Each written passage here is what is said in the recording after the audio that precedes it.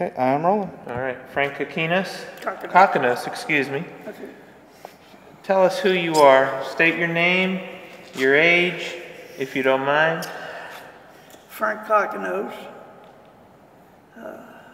I'm 87 years old. I lived in Charlotte since the last time, 1940. Finished at Central High. Went to North Carolina State. Was a civil engineer, had my own business the last 30 years. I guess that's about it. Okay. Look at me when you answer the questions. Huh? All right? Look at me when you answer the questions. You and I are just having a conversation. Okay. All right? Frank, you're a founding member of this church. Why do you feel that it was important for the Orthodox community to start St. Nectarios in 1998?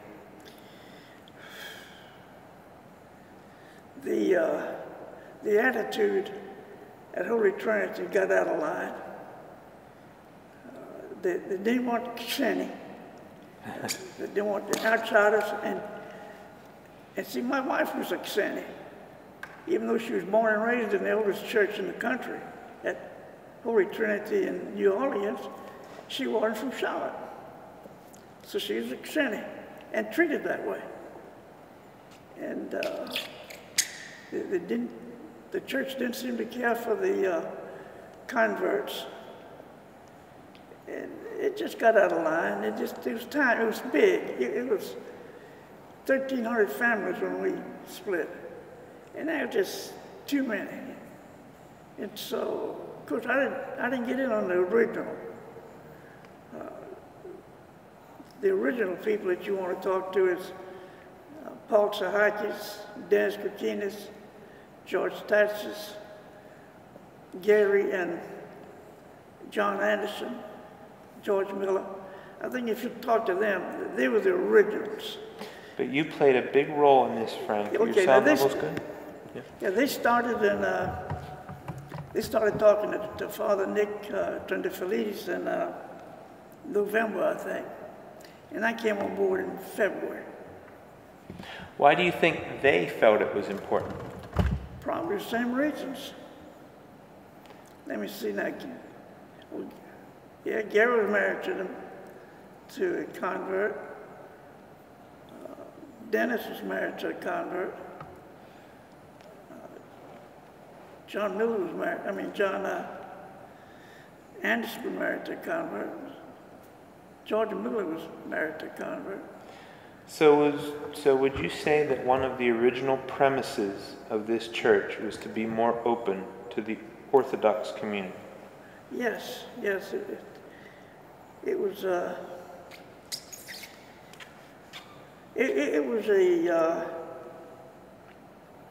clique. There was groups in there that did what they wanted to, how they wanted to do it. And if you weren't in one of the cliques, you just didn't rate. Why is it different at St. Nectarios? Love. We started with love and we still got love. Frank, what does it mean to you personally to be a founder of St. Nectarios Greek Orthodox Church? I don't think of it as being, it was just something that had to be done and we did it. I don't think I ever said to myself, well, they're starting a new church, I want to go over there and be on the list. It was just something to be done and we did it. This church has grown exponentially since. Very much so. What do you think the reason is for that? Again, I go back to love, friendship, comradeship. People, we're getting away from it, but we still got it. We're getting too big. We're ready for a split. Because I don't want Father Steve to hear me say it. But I think at 600 families, 550 families, I think we're ready for a split. Are you surprised at how quickly it grew? Very much so, yeah. No, we had no idea to go this fast. We started out with 49 families in May, and I was surprised that so many of the Holy Trinity people did not come over until after the sanctuary was built. But it seemed that we were getting new people into Charlotte that would go to both churches, and a lot of them picked ours. A lot of them picked Holy Trinity because they've grown too since we have. The community in Charlotte is, I wouldn't be surprised if there was 10,000 or 12,000 Greeks in Charlotte. Of course, I've heard number 15, but I don't think we've got that many. Frank, you mentioned Father Steve, our original priest. Right. Talk to me about how he was the right man for the job. And if you disagree with that, tell me why you disagree with that. He was the right man because he was available. We didn't, when Father Kopsikalis from Atlanta called us and said, I got a priest for you, the first thing I said is send him. I still remember that. And every time he said something, I'd say, send him. He'd say, wait a minute. And I kept going back, send him. I used that term 5 or 6 times during that first conversation. And the first parishioner that met Father Steve was Dennis COCKINOS and his wife, Katie. They went up to Newport News for a wedding, and they introduced themselves because at the time we knew he was coming in 3 or 4 weeks.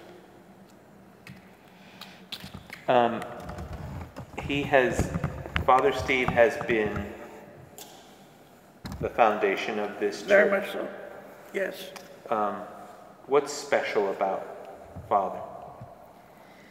He actually believes in what he does. It's like everything else, he was so old when he got into it that he wanted to get into it. It's not like a young person going into it. So he believes, he cares. Frank, what are our accomplishments as a church, as a community, that you are most proud of in the short history of St. Nectarius? What is the what now? What are you most proud of? We've been here for 12, 13 years. On 13 years. years. What have we done that makes you proud? Stuck together. Just to go back to love again. I mean, I think that is the key thing about St. Nectarius, is that people care. They care about each other. They care about the religion. It's amazing. Unbelievable. We never had this in mind when we found this piece of property. George Miller found it. He was driving down the road when they were banging up the sign with the real estate agent. He stopped and talked to him, and I said, yeah, we got 10 acres here. Will you sell it to the church? Yes. I said, hold it for me. Let me make some phone calls. That Saturday night. And we all agreed. That Saturday night, let's buy it. We called Monday and said, we want it. Where was the church before that? We met at the Southeast Middle School, I think the name of it was.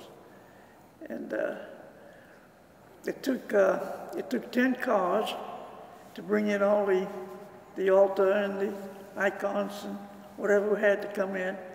And we got there at 8 o'clock and unloaded, set the church up. I can't remember whether we had to sit, yeah, we had to put up the seats also. And then after church, we had to take everything down, load the cars up. Even though you had to do a lot of manual labor to do yes. that, what was special about that time in the church? We were all together. We were growing, even at the school. we used to get 1 or 2 new families every Sunday that they dropped in to meet with us, and it stayed. Let's talk about that a little bit, Frank. A little bit. Your reputation is one of caring and dedication for the youth of this church, of the future. Tell us why that's important to you. That's what? Why is that important to you? Why is a vibrant youth? Because you've been very dedicated throughout your whole service to this community, especially to the youth. Why is that important to you, Frank? Well, just like you said, driving over here, your kids were born about the time we got started, and here they are now. They're ready to start Sunday school in the upper grades. They've grown 12 years in the church, and God willing, 4 more years, 5 more years, they'll be seniors, and there'll be another group coming in behind them. The youth is that's what it's all about. So let's talk then about these children who grow up in the church, but there's going to be generations after them. Right. What would you, Frank COCKINOS, what would you want future generations at St. Nectarians who don't know you now, who don't know anybody here right now, what would you want them to know about this period in this church's history and the founders of this church?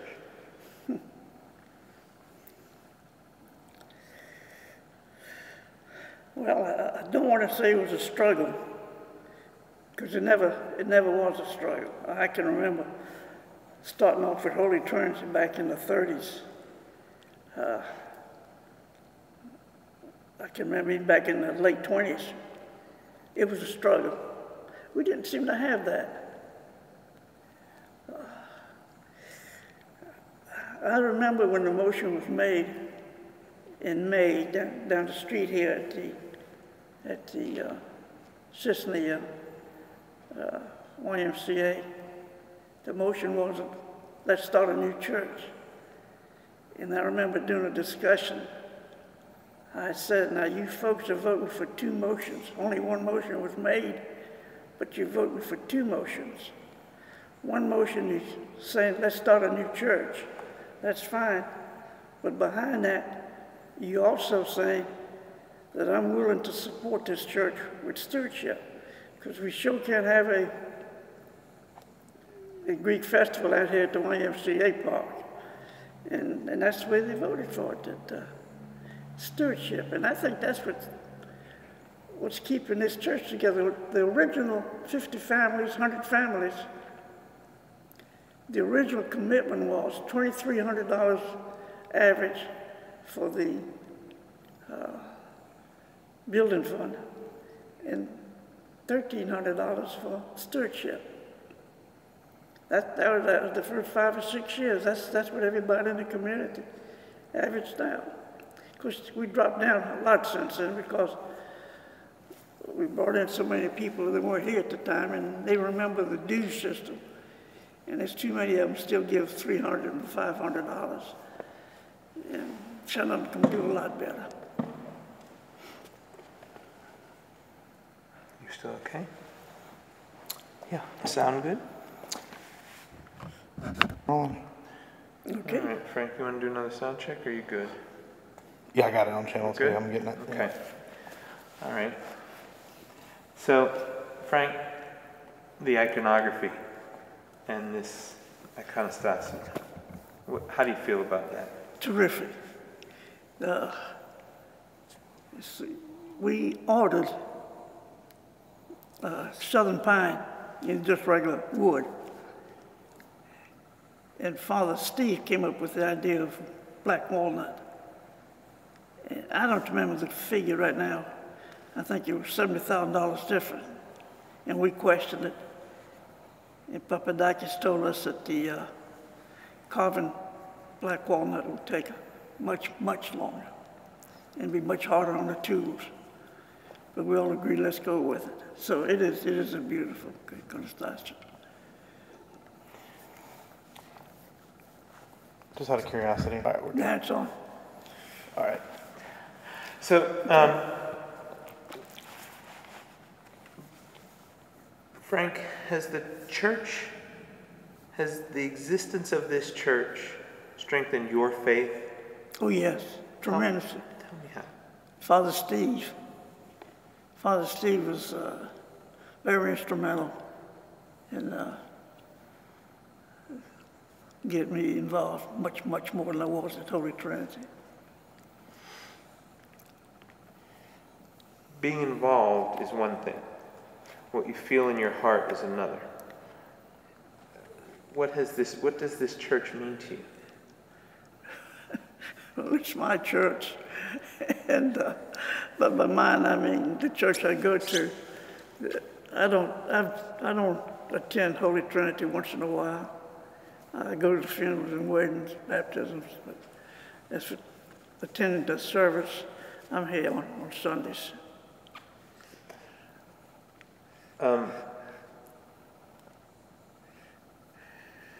What do you think? You've been to many Greek Orthodox churches in your life. Oh yes, quite a few.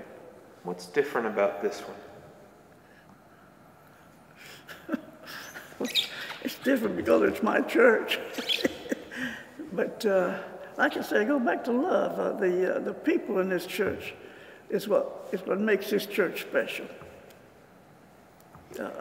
We got a few oddballs, but you got that everywhere. And but still, as a whole, we got a very good crowd here. And it's a mixed crowd. It's young and it's old. It's Greek and it's converts. It's just a good group of people. Talk about choosing Saint Nectarios as the patron saint of this church. When we came up with the names, we got 3 names: Saint Nectarios, Saint Nicholas, and Holy Cross. And of course, I was pushing for Saint Nectarios because that's my mother's saint. She's from the islands, and so she remembered before she came to America that Saint Nectarios was being canonized. But the rumor was, and I will take this opportunity to shoot that rumor down. The rumor was that I went to Atlanta and I offered the bishop $10,000 to name this church Saint Nectarios. I did go to Atlanta. I went 4 or 5 times because I was the chairman then. But I never offered him a penny, but I kept pushing every time I went down there, I kept pushing Saint Nectarios. And he told me, he said, "You've got nothing to do naming the church." He said, "That's my prerogative."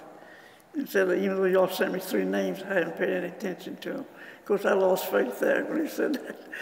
But when he came to Mary Bionis' house that night, he drove down from, I think it was Greensboro, going back to Atlanta. And we met at Mary's house. And he told us that the name's going to be Saint Nectarios. I jumped out of my chair and screamed, "Wee!" But I pushed it because that was my mother's saint. And how does the values or what Saint Nectarios represent reflect what this church is? Well, I think, I take that back. I know that he is creating miracles all the time from this shrine here. I've got a personal history that I know that he helped an unorthodox, actually a Presbyterian. And the man is, he was in a group of 13 people who were given 6 months to 2 years to live. And I brought him here, and he prayed in front of the Saint Nectarios icon. And then after we got the shrine, I brought him back again, and he prayed at the shrine. He's the only one of the 12 that's still living 7 years later. I attribute that to St. Ectadius. What does it mean to you to have the shrine and the relics here? It's tremendous. We were lucky that we got the relics like we got them there 3 years ago, or 4 years when it was. We were very lucky on that, and of course, the then Bishop Alexa had a lot to do with it because he was connected with the Archbishop in Alien. I think that was his father confessor at the time. So we were very lucky together. We're not taking full advantage of them, but we ought to be making advertisements and letters to the other communities so they could come and worship here. But I don't think we're taking advantage of that. Maybe we will in the future. If you're talking to somebody 100 years from now, mm-hmm. What would you want them to know about this shrine, about Saint Nectarios, and that you think might be forgotten over time? So we don't want to lose that. So I don't think we're going to lose it. As long as we keep the core of like you said, the young people that were raised in this church, if they do what their parents did, I don't think we're going to lose anything in this church. It's going to just keep on going. Let's take chronologically. All right. We were in the middle school. Right. Then this property and the house. Right. Correct? Mm-hmm. Talk about services in the house. Very intimate. And we were virtually sitting in each other's lap. And Father's altar, he had to almost shuffle around it. There wasn't that much room there. But we'd get 25, 30, 35 people in that garage. In the winter, too? Yes. In the winter, we held special service. Any weekday service was held in the garage. I don't know how much of that stuff we still have, but it'd be nice to have pictures of it to remind people. And that's something else, too, while you're bringing that up. There used to be a notebook where we kept notes and stuff in it. Maybe Millones may have it, or maybe Elaine Michaels may have it. But we want to find that notebook if it's around. It might be here, but somebody ought to see if they can run that thing down and then make sure it's preserved. I'll do that. I'll take care of that. Yeah, check with Mary Millones and Elaine. And Evelyn may have it. Talk about Evelyn. Huh? To me, there's two really important people in this church. There's Father Steve and there's Evelyn. God bless Evelyn. She's the best thing that's happened to this church. She put a lot of time in it, a lot of effort, and God bless her. That's all you can say about it. So we moved from the house, we built the Spiritual Life Center. Right. If you can recall, what was that day or time like when we no longer had to go to the school, we no longer had to do things in the house, we had our own building finally? It was a big difference. I mean, you spent more time in church rather than setting it up and tearing it down each Sunday. and everything was right there where you wanted it. Right now, I still pray for Mary Millones and Bessie. Oh, gee, I can't think of Bessie's last name. Oh, shame on me. Started with a Sikh. Do you remember her? Okay. But those two girls, the board members, I mean, the whole congregation voted for a 5,000 square foot building, and we went to 10,000. So the actual vote was to build a 10,000 square foot building. And those two girls raised enough cane. They antagonized the community. They hurt themselves. A lot of people got mad at them, but they were right. They made us go to 15,000. And I still bless them for it, because we've outgrown to 15,000, but can you imagine what it would have been like if we were in 10,000 square feet? And that's what we voted for. I mean, the whole congregation voted for a 10,000 square foot building.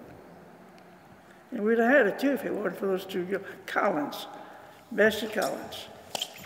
Those two girls ought to be martyrs in this church. And we were able to have Sunday school. Yes. Our offices, our sanctuary, our building all in one place. That's right. Do you feel that made the community tighter at that point?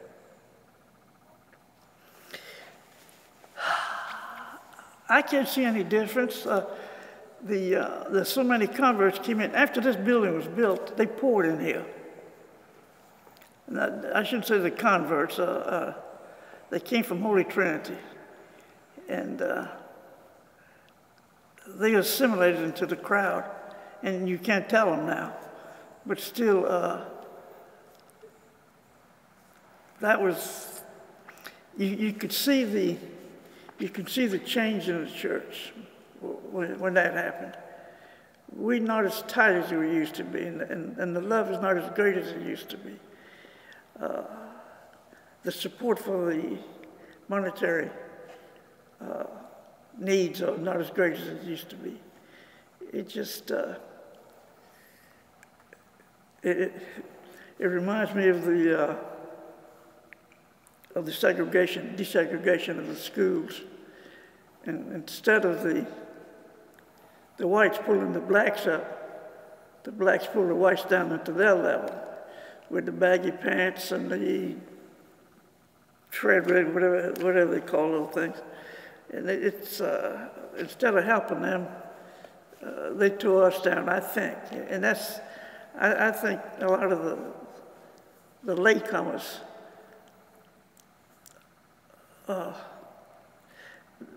they're not as enthused for this church as the first couple hundred families were. I'll probably get the right accurate to me when this gets out, but that's just a feeling. It's not going to get out. We won't let it get out. Well, you're going to show this to somebody. No, we're not. Well, we're gonna be part of a big thing. So we'll use 10, 15, 20 minutes of this. Okay. Don't you worry. So you feel free to say anything you want. It's a halfway point. I'm just letting you know. Excellent. It's 29 minutes. Excellent. So talk about the people then. Who are the special, you mentioned, you named the founders earlier, but other special people who have done great things for, in your mind, to move the church forward. Evelyn's number one. And Elaine Miller, she's tops. I mean, she did things here in the first 5 or 6 years that were going the second mile above and beyond. There's so many people. Good gosh, who do you not name? When Carol Belush came in here, she made a difference.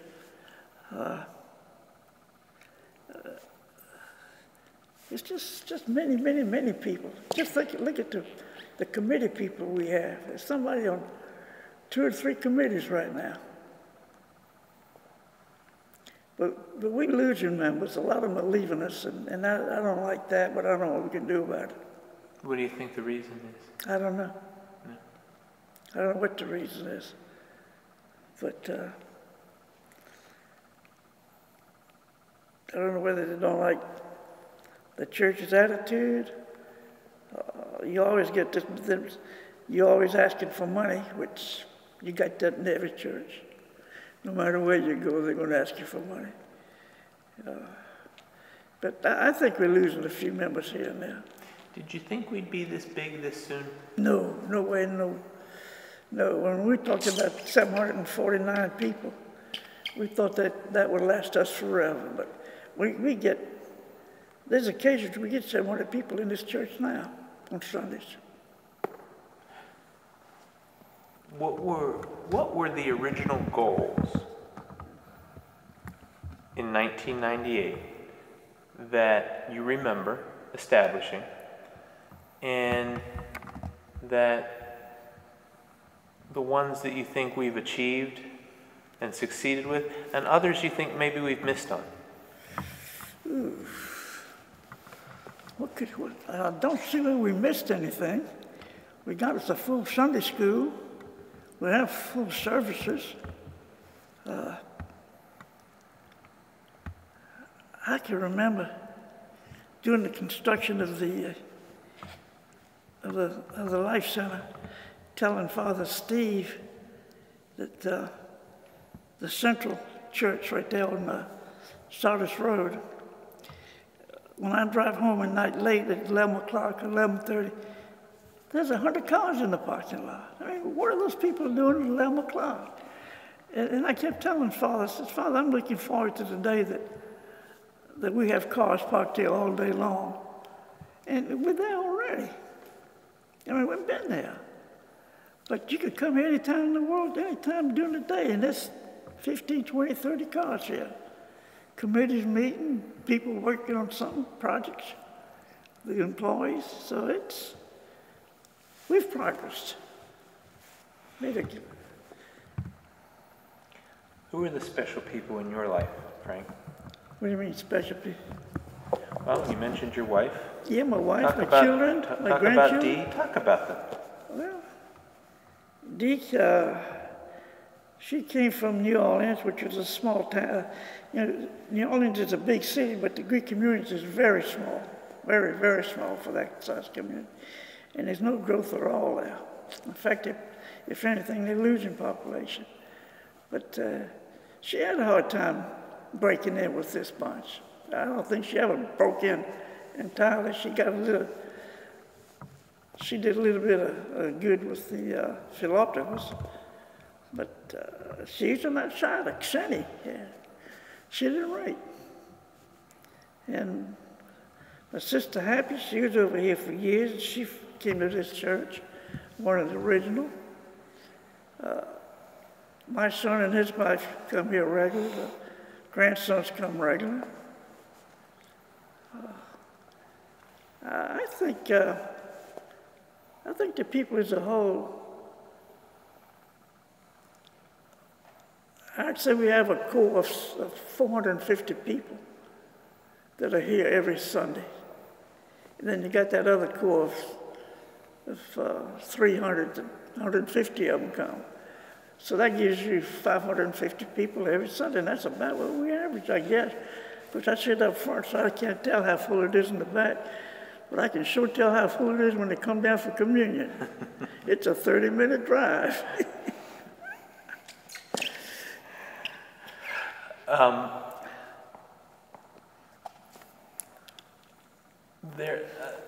Easter is special in this church. Is it? Christmas, Easter. Easter's bigger than Christmas.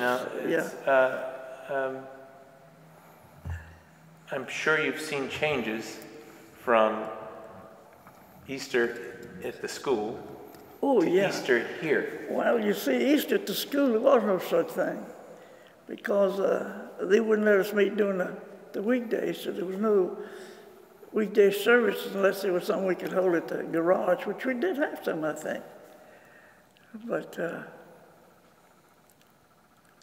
I feel that right now, Palm Sunday is a bigger day for us than Easter is.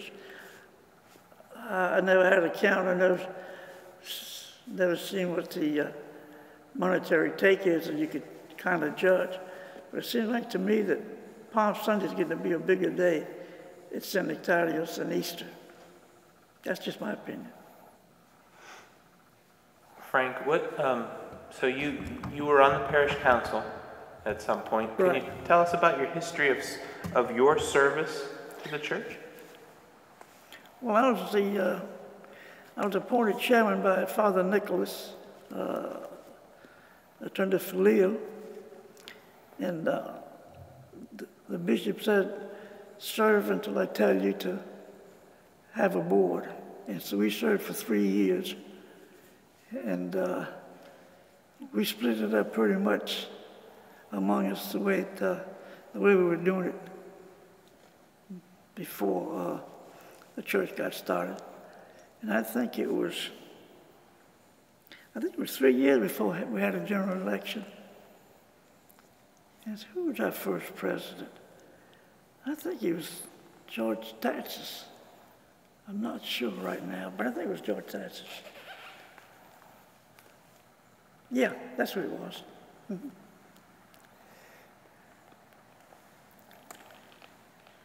What else? And then you served on various committees through the years. Oh, yes. Tell us about some of those. Which ones? I served on the stewardship committee, the building committee, the building fund. Gee, I can't remember now. But why was it important for you to do those things? well, we needed them, and somebody had to do them. Now, I remember going to the archdiocesan 2-year clergy lady meeting, and you go to different workshops, and the church at Grand Rapids was telling us to have their speakers program, that they had to move from the church to the city auditorium. And they would have 3,000 people at their lectures. And they were bringing people from all over the country. They had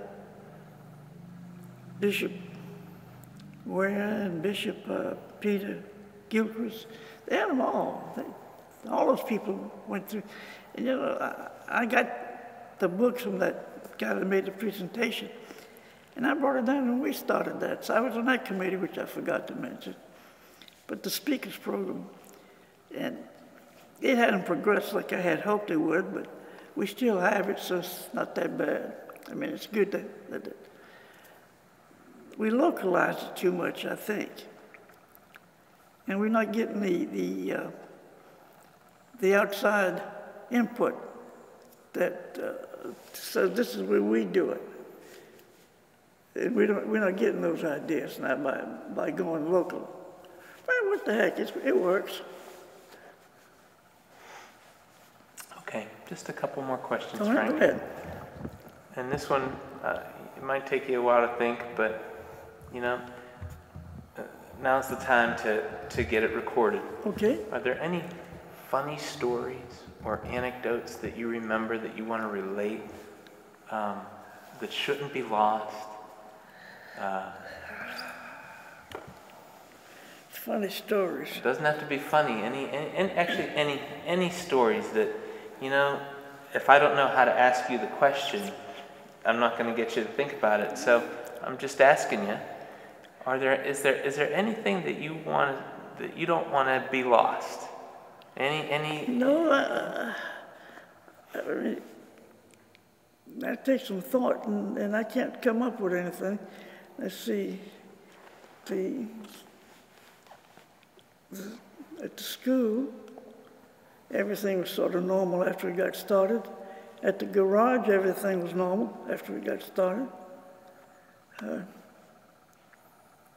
I can't think of anything that would be... That's fine. You don't have to have an answer. I do remember something that is lost to us forever.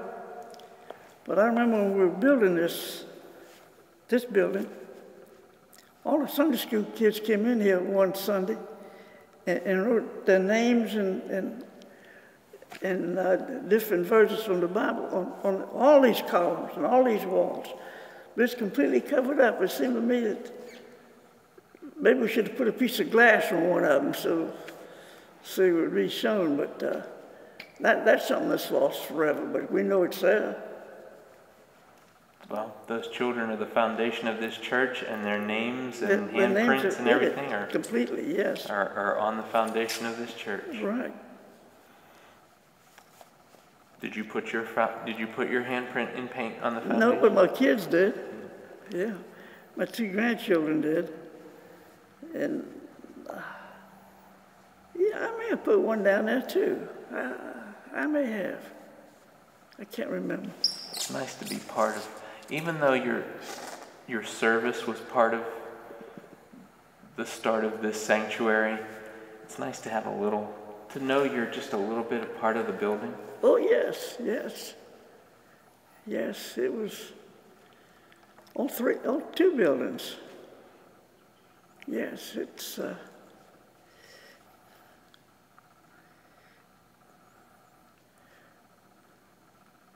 I can't think of anything that would be special. Okay. Oh, I tell you one thing.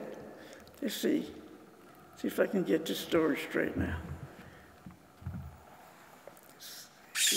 Paul Tsahakis and Dennis COCKINOS were the real estate people. And George Miller found this piece of property. And Saturday morning, and he called me, and all of us got excited all day. And then there was a party somewhere, and Paul Tsahakis was there. And Paul and I and Dennis, perhaps, I don't know, 2, 3, 4 of us must have talked over the telephone. And we decided that we're going to have to come up with some money quick to tie this piece of property down. And about 7 o'clock, I got on the telephone and started calling. And about every hour or so, Paul Tsahakis would call me home from the party and say, how we doing? I said, we got $70,000, got $100,000. And he kept calling until about 11 o'clock was the last time he called. And we had raised $256,000 in pledges that night. And a bunch of it came in starting on Monday. And George Miller handled all the, of course I hadn't met with the woman, but George was the go-between. He told her we wanted it and we'll come up with $50,000 in 2 or 3 weeks if she'd give us time, and she did. And a lot of people sent, $2,000, $5,000, whatever. And we got to $50,000 and tied it down. So that was a godsend, finding that piece of property. And we looked at 15 total properties. And there was something good about all of them, and there's something bad about all of them. But engineering-wise, this was the best one we looked at. And we had some opposition, but this is the one that the eight members of the board agreed to buy. And it turned out to be right. That's great. See, these are stories I've never heard. Mm-hmm. How are we doing? Are we good? We got 13 minutes. Okay. Good enough? That's fantastic, Okay. Frank. Before you move, Frank, I have an idea. Of if you want, Frank, just look straight at me. Straight at you, okay? And you can smile if you want to. Okay. A little bit of smile. All right. Well, Dan not gonna get it? No, you're the star. All right. And I'm going to get one more shot. Just stay right there, looking the same way.